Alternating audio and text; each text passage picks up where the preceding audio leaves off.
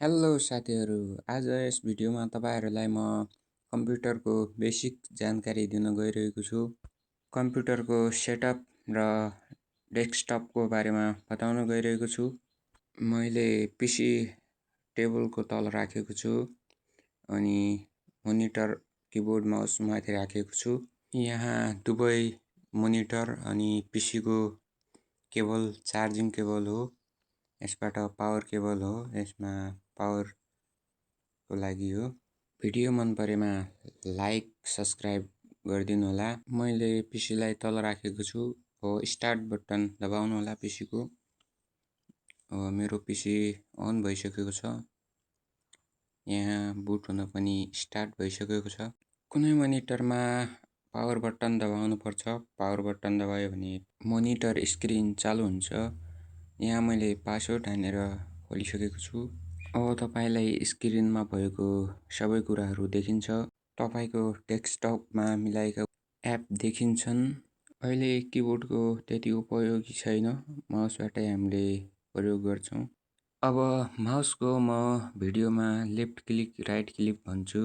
त्यसअनुसार तपाईले बुझ्नु होला। अब डेस्कटपमा मैले लेफ्टपट्टि जुन एपहरू छन् तिनी डेस्कटपमा सबै एपहरू देखाएको छ। यहाँ तल जुन मैले माउस घुमाइरहेको छु त्यसलाई टास्क बार भनिन्छ। अब त्यस टास्क बारमा सबैभन्दा पहिले स्टार्ट बटन, दोस्रो सर्च बार छ। यदि तपाईले माउसबाट लेफ्ट क्लिक गर्नुभयो भने त्यसमा तपाईको स्टार्ट मेनु खुल्छ। फाइल, फोल्डर सबै देखिन्छ।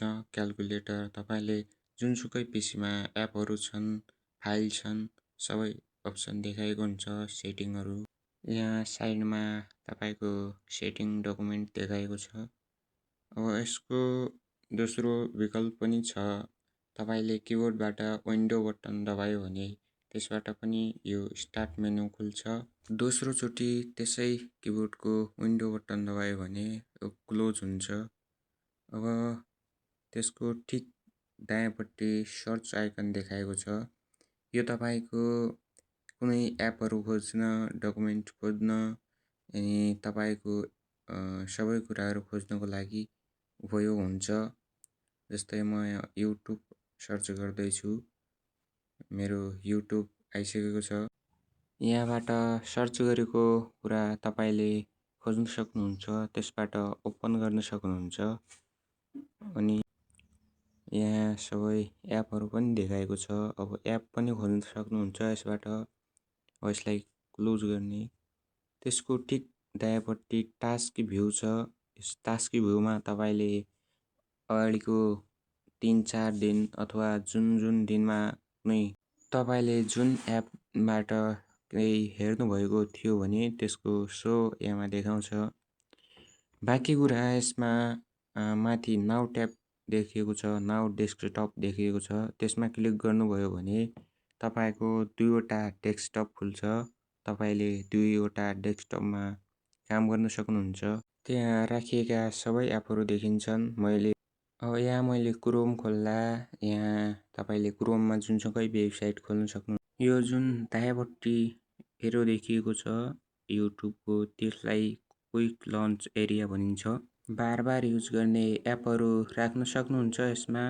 यो जुन तपाईलाई एरो देखिएको छ यो माथि साइड भएको यो तपाईको डेस्क बेन हो। यसमा तपाईको सबै अप्सन देखाउँछ साउन्डको।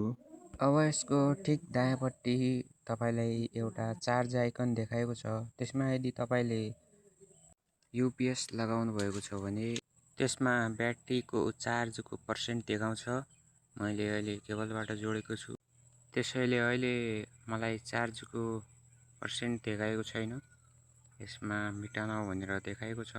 अब यसलाई ब्याक गरेर साइडमा इन्टरनेटको एरो देखाएको छ। त्यसमा तपाईले इन्टरनेट हो। यसमा तपाईलाई म केही जोड्ने सेटिङ बताउँछु। अब यसले क्लिक गर्नुभयो भने यसमा तपाईले सेटिङमा जानुहुन्छ। यहाँ मेरो सेटिङ खुलेछ इन्टरनेटको। अब यसबाट तपाईले नेटवर्क 29 भनेर देखाएको छ। मेरो केबलबाट जोड्छु मैले, त्यसैले यहाँ नेटवर्क 29 देखाएको छ। तपाईले यहाँबाट तपाईको इन्टरनेट वाइफाईको पासवर्ड हालेर पनि जोड्न सक्नुहुन्छ। मैले अहिले जोडेको छैन यसमा। त्यसपछि तपाईको साउन्ड अप्सन देखाएको छ। अब तपाईले त्यसमा क्लिक गर्नुभयो भने यदि तपाईसँग हेडफोन लगाउनु भएको छ भने यहाँ अप्सन मध्ये चुज गरेर त्यसलाई सिलेक्ट गर्न सक्नुहुन्छ। त्यसभन्दा बाँकी यदि तपाईले डीजे साउन्ड कनेक्ट गर्नुभएको छ भने आवाज भोल्युम अगाडि पछाडि गर्न सक्नुहुन्छ, बढाउन घटाउन। अब अर्को अप्सन रहेको छ तपाईको भाषाको। यसबाट तपाईले किबोर्डको भाषा चेन्ज गर्न सक्नुहुन्छ। तपाईले नेपालीमा लगाउन सक्नुहुन्छ। त्यसको ठिक अगाडि क्यालेन्डरको पात्रो देखाएको छ। त्यहाँ तपाईले मिति, डेट, टाइम हेर्न सक्नुहुन्छ। अब अगाडिको भिडियोमा डिटेलमा बताउने छु तपाईलाई। अब लास्टको जुन अप्सन देख्नुहुन्छ त्यो मेसेज आइकन, त्यसलाई नोटिफिकेसन एरिया भनिन्छ। यसमा तपाईले night light, all setting, network connect, VPN सबै अप्सनमा तपाईले कनेक्ट गर्न सक्नुहुन्छ। अब अरु डिटेललाई म अगाडिको भिडियोमा तपाईलाई सबै डिटेल बताउने छु। तपाईले यो च्याप्टर 1 को हेर्नुहोला र दोस्रो च्याप्टरमा तपाईलाई म पुरा डिटेल बताउने छु।